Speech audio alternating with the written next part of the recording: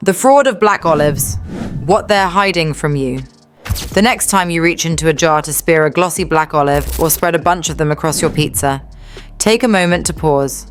Consider the question of whether this olive is actually black, because it has become such via natural ripening, or if it has been artfully disguised in order to appear that way. When it comes to the food that we consume, if it seems familiar, we hardly ask any questions about it. However, the history of olives, those small fruits that have been there for a very long time, is so extensive that it may cause you to reconsider your decision to put another one in your mouth. Olives are one of the oldest foods that have been cultivated by humans throughout history. They have been a crucial component of life in the Mediterranean region for thousands of years. Olive wreaths were used to crown the champions of the ancient Greeks. For the Romans, olive oil was a liquid treasure of great value, a commodity that was worthy of both commerce and tribute. Olive branches have come to represent peace and perseverance, and they have been passed down through the generations to become part of our current language and culture. You would be inclined to believe that each olive in your salad or cocktail has gone through a journey that is just as noble as yours, given the fact that you come from such a distinguished family. However, is that the case? Olives start off as little, hard, and green in color when they first appear on the tree. As it continues to develop, it goes through an incredible transformation.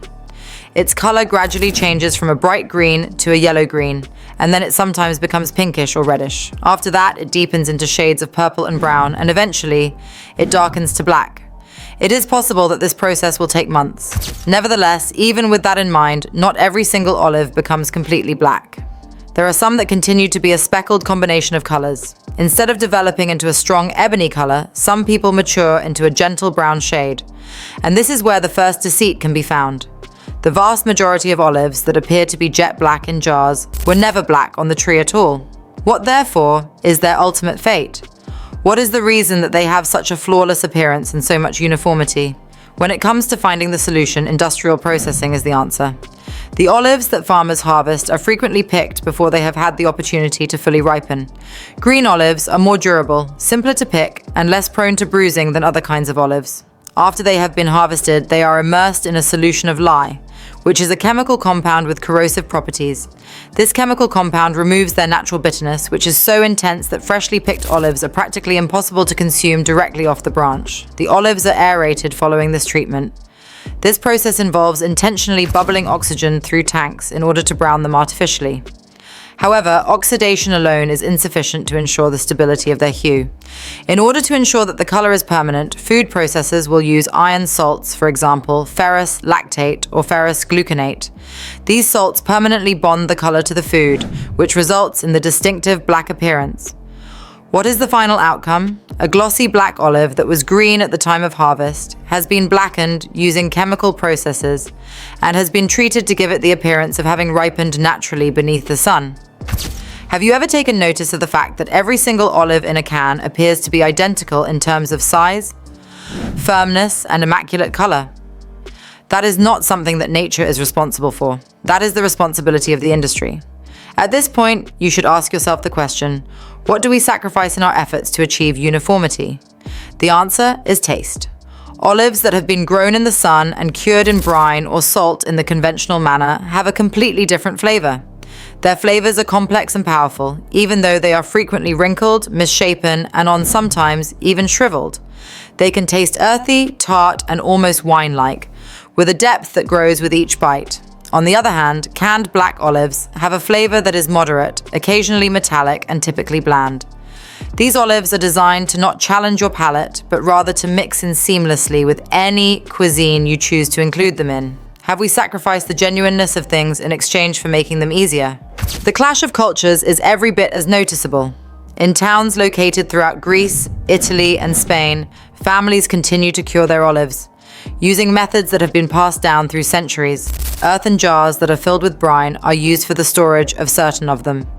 Other people wrap them in sea salt until their bitterness diminishes, leaving behind concentrated flavors that are rich and flavorful. These techniques require a period of time that might range from weeks to even months. However, all of the patience is worthwhile in the end. The finished product is a true expression of the country where it was cultivated, since it has a taste that is evocative of place and heritage. Contrast that with olives that are processed in enormous metal tanks. The olives are peeled and dyed until they satisfy the market's requirement for consistency. Which of the two would you want to sample? The one that has been developed over the course of centuries of history, or the one that has been shaped by chemistry and convenience? Naturally, it is possible to contend that processed black olives are not intended to compete with those that are produced by artisans. They are inexpensive, readily available, and dependable. However, is reliability sufficient?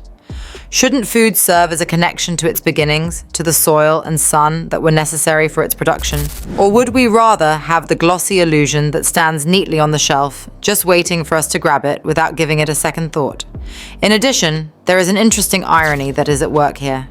The characteristics that cause natural black olives to be considered undesirable by producers who operate on a big scale.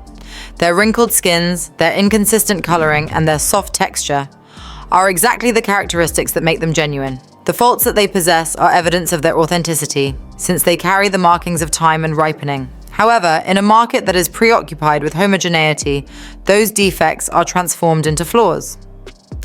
As a result, consumers are presented with a product that is a counterfeit, but that is smoother, shinier, and, when all is said and done, more hollow. Therefore, the issue of the black olive hoax is not one of health or safety.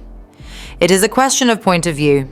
We are led to assume that the final state of ripeness in nature is represented by what we observe within the jar.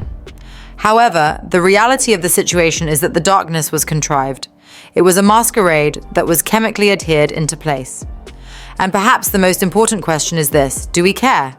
Are we concerned about the fact that our olives are trying to fool us into thinking that they are something other than what they really are? Or have we been so accustomed to the illusion that the actual thing might perhaps be a bit of a shock to us? Imagine yourself standing in a classic olive grove during the time of harvest. The trees are writhing in the light of the late autumn sun, and the air is thick with the aroma of leaves that have been crushed. The olives that you are holding in your hand are not entirely without flaws. There are some that are wrinkled and some that are solid, but they all have streaks and are uneven.